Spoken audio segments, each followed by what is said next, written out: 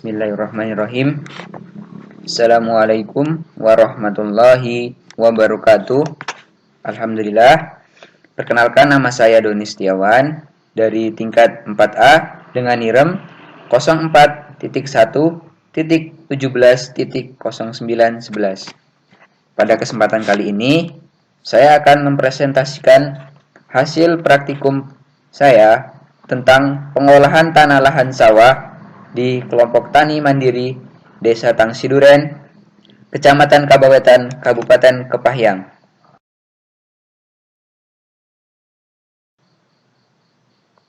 Lahan sawah.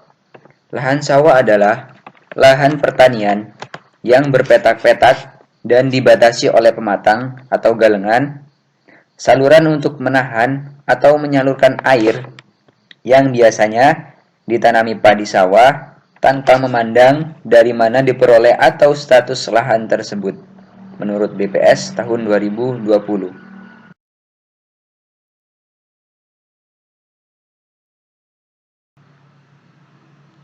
Pengolahan tanah. Pengolahan tanah dapat dipandang sebagai suatu usaha manusia untuk merubah sifat-sifat yang dimiliki oleh tanah sesuai dengan kebutuhan yang dikehendaki oleh manusia.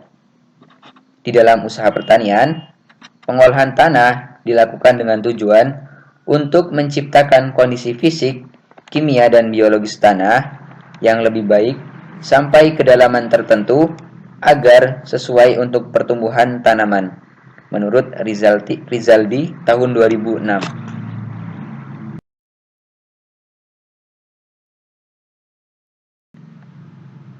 Dalam kegiatan pengolahan lahan sawah, perlu adanya teknik konservasi tanah. Jadi, konservasi tanah sangat penting untuk mengatasi degradasi lahan yang merupakan salah satu dari 4 ancaman utama terhadap pelaksanaan RPPK, khususnya pada sektor pertanian, di mana ketahanan pangan menjadi salah satu pilar utama. Keempat ancaman tersebut adalah yang pertama yaitu pelandaian dan stagnasi produktivitas padi akibat kemandegan implementasi inovasi teknologi. Yang kedua, ketidakstabilan produksi padi akibat cekaman hama dan penyakit serta iklim.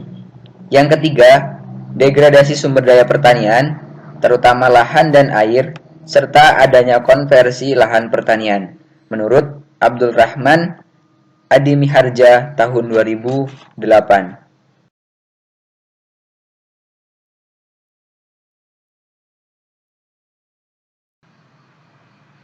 Pada kegiatan praktikum ini, lokasi praktikum yang saya lakukan yaitu berada di lahan salah satu anggota kelompok tani mandiri di Desa Tangsiduren, Kecamatan Kabawetan, Kabupaten Kepahyang.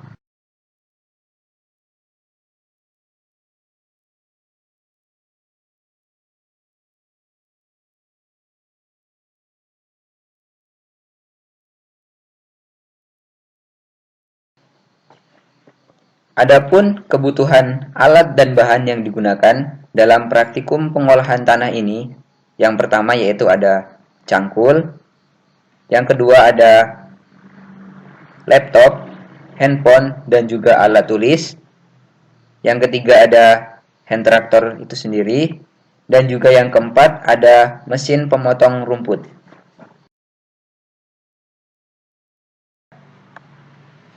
Selanjutnya, untuk cara kerjanya itu sendiri, terdapat 4 kegiatan yang dilakukan. Yang pertama yaitu kegiatan perizinan.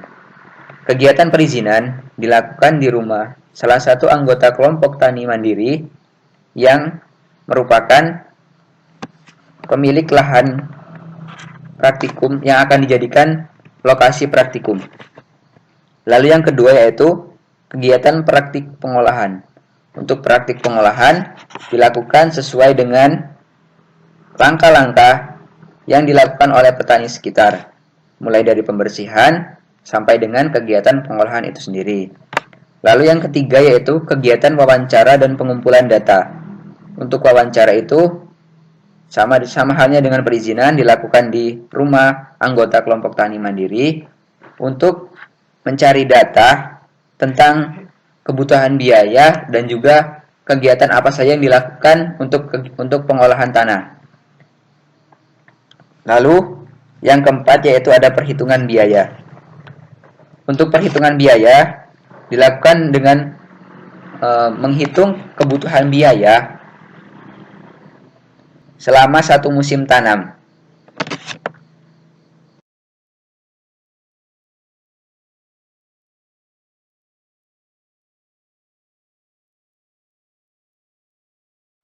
Selanjutnya ada hasil dan pembahasan.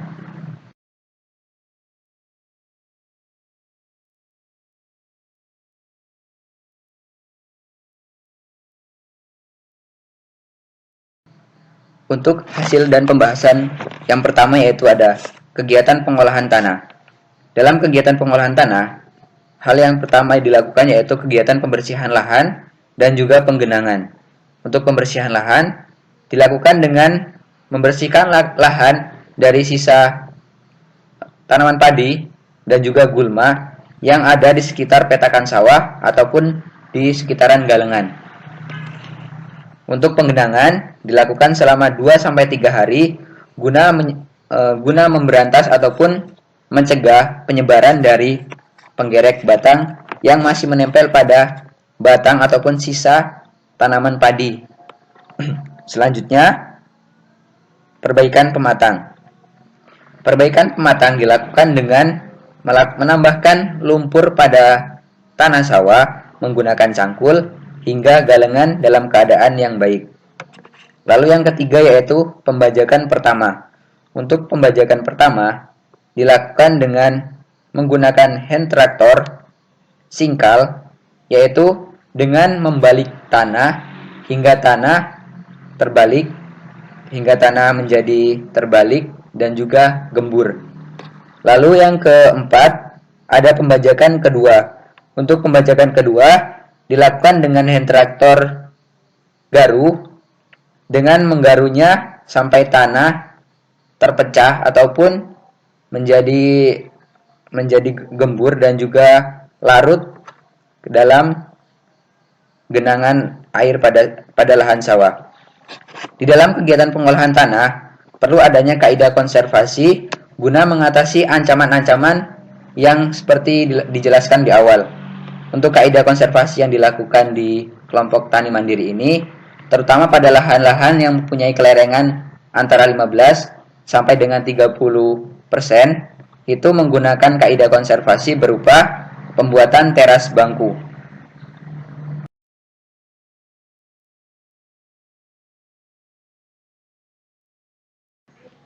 Lalu yang kedua yaitu ada perhitungan biaya. Dalam perhitungan biaya dapat dilihat pada tabel di slide di mana terdapat 4 uraian kebutuhan biaya. Yang pertama yaitu ada kegiatan pembajakan.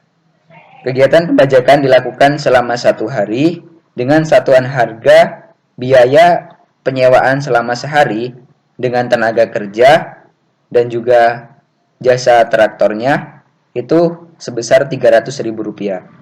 Lalu yang kedua yaitu pembersihan lahan. Itu membutuhkan 1 orang tenaga kerja dengan biaya tenaga kerja per hari yaitu sebesar Rp50.000. Lalu yang ketiga yaitu perbaikan pematang dengan kebutuhan tenaga kerja yaitu 3 orang tenaga kerja dengan satuan harga per hari Rp50.000. Lalu yang keempat yaitu kebutuhan bensin untuk mesin pemotong rumput membutuhkan 4 liter bensin dengan satuan harga per liternya yaitu Rp10.000. Dari 4 uraian tersebut dapat dilihat bahwa kebutuhan biaya yang diperlukan yaitu sebesar Rp540.000 untuk 1 musim tanam.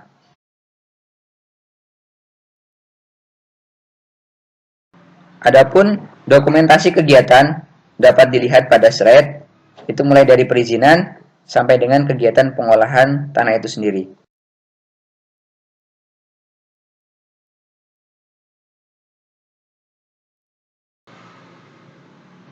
Berdasarkan uraian tersebut di atas, maka dapat disimpulkan bahwa praktik pengolahan tanah sawah di lahan kelompok tani mandiri Desa Tangsi Duren dilakukan secara modern melalui bantuan mesin.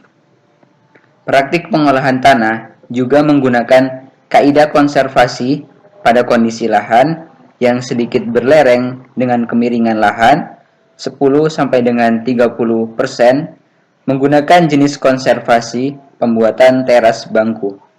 Selanjutnya, kebutuhan biaya yang diperlukan pada pengolahan lahan sawah setiap musimnya dengan luasan 2.000 meter persegi adalah senilai Rp540.000.